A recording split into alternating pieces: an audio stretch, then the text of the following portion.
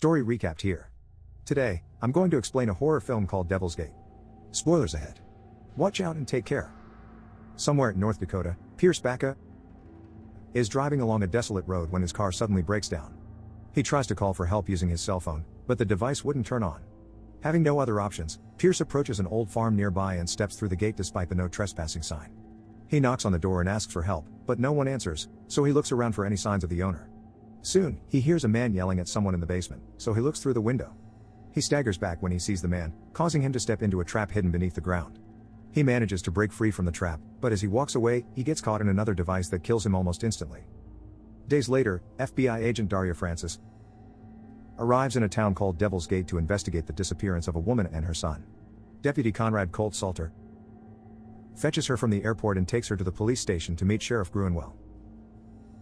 At the farm, Jackson Pritchard discovers Pierce's dead body in the booby trap, so he wraps it in a white sheet and buries it. The sheriff soon arrives at the station and introduces himself to Agent Francis. As soon as they enter the sheriff's office, Gruenwell gives Francis the files for the case of Maria Pritchard and her son, Jonah. Francis says she wants to talk to Maria's husband, Jackson, but Gruenwell says he and Colt already went to the farm 3 days ago and found nothing suspicious. Francis finds it odd that Jackson didn't report that his wife and son were missing.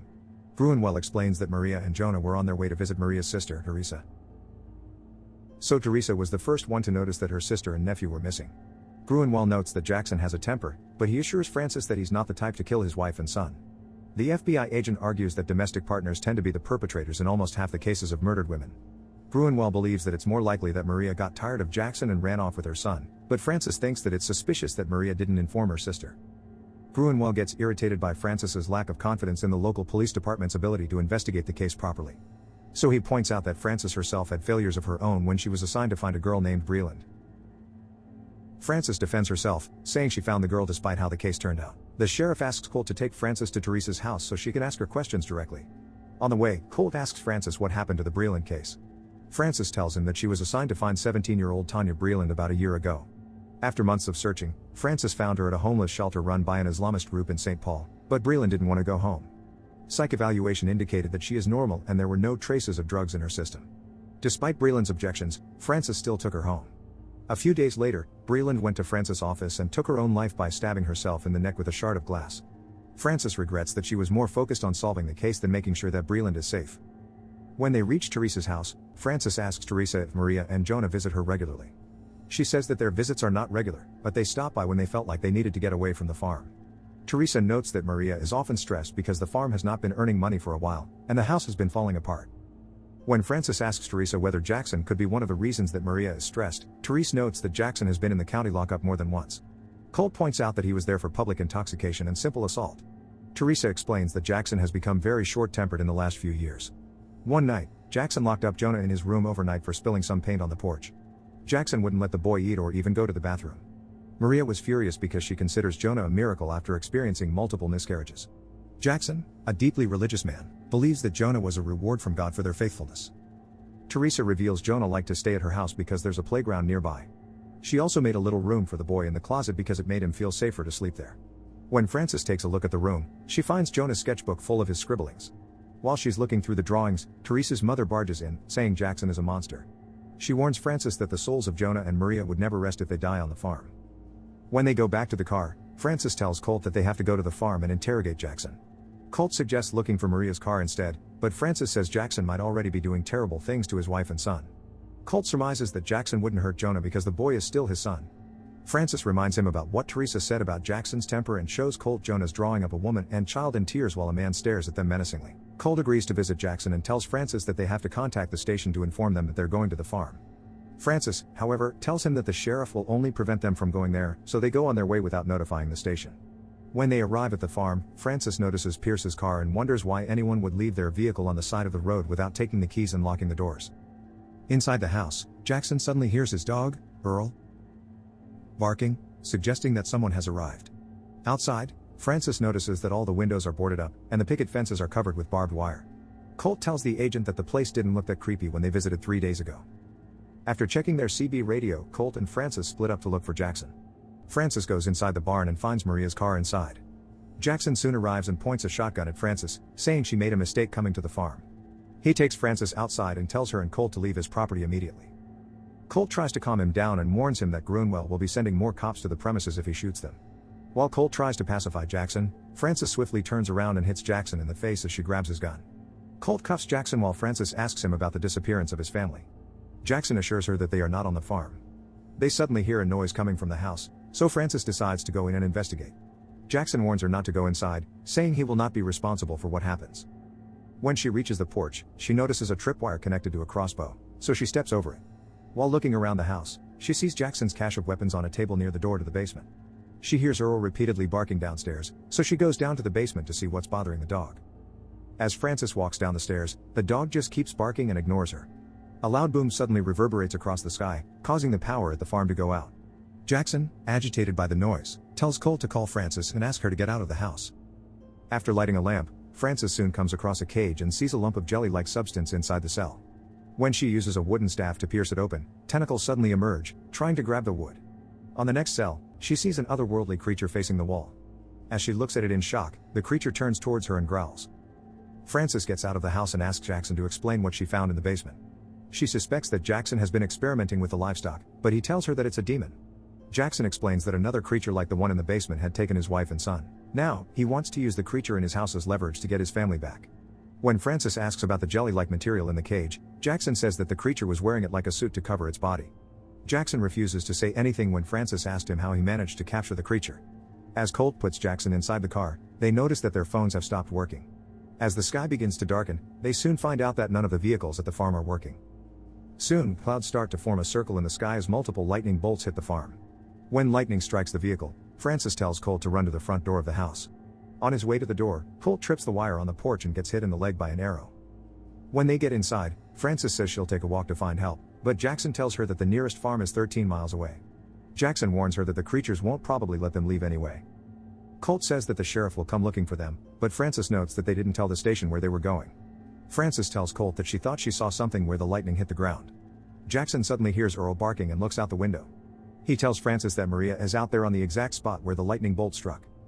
Francis takes Jackson outside to see if Maria is really out there. They soon see Maria lying down on the ground, so they run toward her and check her vitals.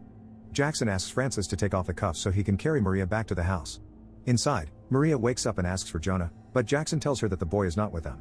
Maria gets agitated, saying she failed to help her son. She tells Jackson that it was his fault that Jonah went missing. Francis asks Maria if she remembers anything when Jonah was taken. Maria tells them that Jackson gave the boy to the creatures. Maria explains that Jackson's father believes that the creatures are angels sent to watch over their house. Jackson decides to tell Francis what happened before Maria and Jonah went missing. Maria and Jonah were supposed to go to Teresa's house, but the boy suddenly fell ill. Jackson refused to take him to the doctor and prays for healing instead. Despite his wife's plea to take the boy to a hospital, he brings Jonah to the field and continues praying there. As they pray, lightning strikes Jonah and lifts him to the sky. Jackson soon finds out that his wife has also disappeared, so he ferociously attacks one of the creatures in the field and takes it inside their house. Jackson reveals that it wasn't the first time that he'd encountered the creatures. After his father took his own life, he saw a beam of light in the field and went inside it. He suddenly found himself elsewhere, surrounded by the creatures, but he doesn't remember if they did anything to him. When they hear the creature growling in the cage, Jackson guesses that it's calling out to the others. Soon, they hear thumping noise on the floor above them and realize that the creatures are inside. Jackson asks Francis to take the cuffs off so he can turn the generator on and activate the electrified fences around the house. While Jackson turns on the generator, Colt suddenly sees one of the aliens in the woods. But before he could take a closer look, Jackson grabs him and tells him to get back inside the house. Maria and Francis suddenly hear someone approaching the basement. While Francis waits for it to open the door, the creature inside the cage reaches out and grabs her shoulder. When she turns to look at it, another alien turns up behind her. She shoots the creature several times, but the light suddenly goes out, and the alien disappears. Jackson surmises that the creatures probably won't leave them alone, so he asks Francis to let him retrieve his shotgun and look for his dog. As Jackson calls out to Earl, Colt suddenly feels something dripping down on his head. When he looks up, he sees the dog lying lifeless on the roof. Jackson tells Maria and Francis to go upstairs and throw anything against the creatures when they approach.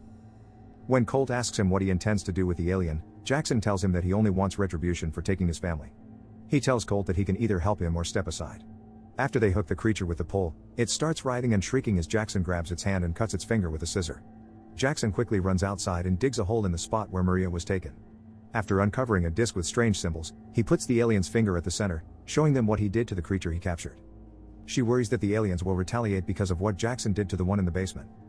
Inside the house, Frances deduces that the disc must be some kind of a gateway. She points out that the drawings made by Jonah resemble the patterns on the disc. Frances believes the aliens are interested in the boy because he knows what they are. Frances also notices the symbols in one of the pictures on the wall. When Jackson takes a close look at the image, they see a disc on the back of a pickup truck. Colt surmises that Jackson's father was working with the aliens. Frances notes that the land doesn't look like a good place for farming, so she asks Jackson why they held on to it despite the lack of profits. Jackson tells them that his father warned him not to be like Esau, who sold his birthright because he got hungry. His father believed that they would someday reap bountiful harvests from the land because Jackson's great-great-grandfather was led to the farm by God. Frances contends that the key to finding Jonah is the creature in the cage. They go down to the basement and see that the jelly-like substance has turned to ashes. Jackson opens the next cell and grabs the creature to trade it for his son. But when the alien touches him, he starts seeing images of himself being cloned. He learns from the vision that one of them had died. After Colt pulls him away from the creature, Jackson realizes that he was the clone and was left there by the aliens. Maria confirms to them that Jackson is no longer the same person she married. She soon realizes that Jackson also caused the numerous miscarriages she had in the past. When they take a look at the fetuses, they resemble the alien in the cage. Maria discloses that Jackson refused to give them a proper burial, saying they were abominations. Frances surmises that the aliens are trying to replace humans. Jackson explains that the creatures wanted to change and adapt to life on Earth until they are able to breed. He reveals that their world is dying, and they're running out of time to find a way to reproduce. Jackson says that Jonah is important to the creatures because he's the first natural born. Colt gets infuriated at Jackson after hearing about the aliens' plans, so Frances tells him to go upstairs and secure the area to make sure the creatures can't get in. Colt argues that their situation is no different from the white Europeans in Little Bighorn, where they were surrounded by Native Americans who eventually scalped them. Frances convinces him to hold the line, noting that no one else will do it. When Colt gets upstairs, he witnesses one of the aliens drop down from the sky. The generator suddenly breaks down, leaving them without any power. Frances suggests negotiating with the aliens and gives them what they want. She tries to convince Jackson to help them by telling him that there still must be some part of Jackson left in him. When she mentions that Jonah still needs him, Jackson reminds her that the boy is one of the aliens. Frances argues that they will never find out unless they retrieve his son. Upstairs, Colt jams the door with a chair to prevent the alien from getting inside, but the creature eventually breaks it and enters the house. The creature sees Jackson's weapons and destroys them. Colt emerges from his hiding place and shoots the alien with a revolver, but it has no effect, so he decides to charge at it. The creature lifts Colt telekinetically and pins him to the wall. As Colt struggles to break free, the creature tears him apart. Jackson asks Frances for a tarp to wrap the creature, but when she turns her back, Jackson knocks her out. Jackson then wraps the alien in the tarp and takes it upstairs. He walks past another creature on his way out of the house, but it doesn't stop him. The alien approaches Maria in the basement and touches her womb. When the creature disappears, Maria checks on the fetuses and finds that they're all gone. When Frances wakes up, Maria tells her that she's scared of what Jackson will do. Frances promises her that she'll get Jonah back. Outside the house, the aliens soon release Jonah after Jackson brings the creature to the teleportation site. Jackson points a weapon at Jonah's head, telling him that the bloodline ends with him. Frances stops him, arguing they can't be sure that the boy is one of the creatures. The terrified boy begs Jackson not to hurt him. Jackson seems intent on killing his own son, so Frances shoots Jackson before he could pull the trigger. Fearing that Frances will take away Jonah, Maria points a shotgun at the agent and tells her to drop her firearm. Frances assures Maria that she has no intention of taking Jonah from her, but Maria refuses to believe her. The alien soon leaves the farm and destroys the disc on the ground with a huge blast of energy. Frances gets blown away by the powerful explosion. In the morning, Gruenwell tells Frances that Maria has confirmed most of the things in her report. Gruenwell says that a man-made bomb can explain the crater left by the explosion. Maria had credited Frances for launching the assault that set them free from Jackson. However, Frances insists that she didn't launch an assault and Jackson didn't hold them hostage. Gruenwell tells Frances that she may lose her position at the FBI if she mentions the aliens to others. He reminds her that there is no evidence to prove that aliens were involved in the incident the previous night. Frances tells him to check the basement for DNA, but the sheriff argues that there is not enough manpower to conduct further investigations on the case. He tells Frances that her initial suspicions about Jackson were correct. Gruenwell advises her to forget about the aliens because she might end up in the asylum.